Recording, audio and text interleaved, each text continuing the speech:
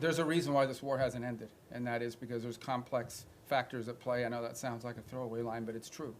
What we have tried to do in this entire process, and let's be clear about this. I mean, the United States is engaged in this. The president says this, and I'll translate what I think he's trying to say to you in all of this, and I think he's been pretty clear about it, is it's not our war. It's a war in another continent. We have equities, we have engagement in this war, but it's not our war per se. But we are been told by everybody, I think everybody would agree, that there's only one nation on earth, there's only one entity on earth that can actually talk to both sides and figure out whether there's a way to end this war peacefully, and that's the United States. And we've invested a lot of time, a lot of energy at the highest levels of our government. I believe, President Trump has had more meetings with foreign leaders and others on the war in Ukraine than on any other subject, including trade. He's invested a lot of time. Steve and Jared have invested time. I've invested time. The Vice President, the Secretary of War, others, Secretary of Treasury, and more have invested a tremendous amount of time and energy in this. And what we're trying to figure out here is what can Ukraine live with and what can Russia live with, sort of identify what both sides' positions are and see if we can sort of drive them towards each other to some agreement. Wars end generally in one of two ways. Surrender by one side for another or a negotiated settlement. We don't see surrender anytime in the near future by either side, and so only a negotiated settlement gives us the opportunity to end this war. A negotiated settlement requires two things: both sides to get something out of it, and both sides to give something. And we're trying to figure out what can Russia give and what do they expect to get, what can Ukraine give and what can Ukraine expect to get. In the end, the decision will be up to Ukraine and up to Russia. It will not be up to the United States. So that's the role we are trying to play in this. And that's why you see so many meetings going on. This is not about imposing a deal on anybody. It is about determining what both sides expect and need to have and what both sides are prepared to give in return for it, and figuring out whether we can have those two overlap. And of course, that takes a lot of time and a lot of hard work. It can't generally be done in the media or in press conferences. I think we've made progress, but we have ways to go. And obviously, the hardest issues are always the last issues. Yes. All right, I'm going to go to the next row. That gentleman right there with the glasses. Well, right behind you, because you're not the next row. That's the next row, right there. Yes.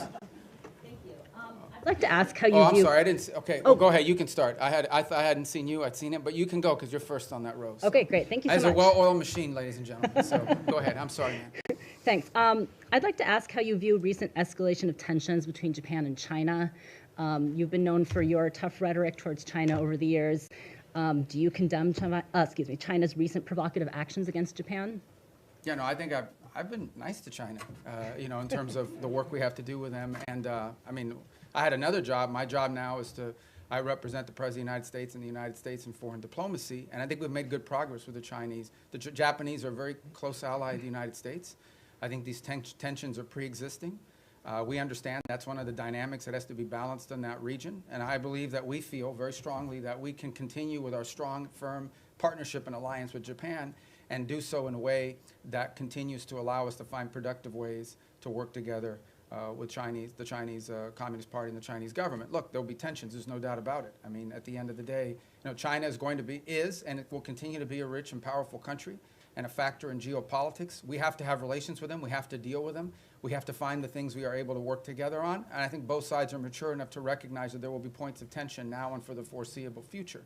Our job as part of responsible statecraft is to find opportunities to work together, because I think if there's a global challenge that China and the U.S. can work together on, I think we can solve it. And there'll be points of tension. We well recognize that, and our job is to balance these two things. I think both sides understand that. And I think we can do that without imperiling or in any way undermining our very firm commitment to our partners in the Indo-Pacific. That includes not just Japan, but South Korea. And obviously, if you extend further out, I don't want to leave anybody out, but India and Australia and New Zealand and all the other countries. And we also have growing and burgeoning relationships with countries like Vietnam and even Cambodia that we really haven't had, very close contacts with historically. But we've talked to them a lot lately, obviously through the context of the conflict going on with Thailand, but also to figure out opportunities to work together strategically. And I say Thailand, of course, we've had a very long and strong strategic alliance with them for many years.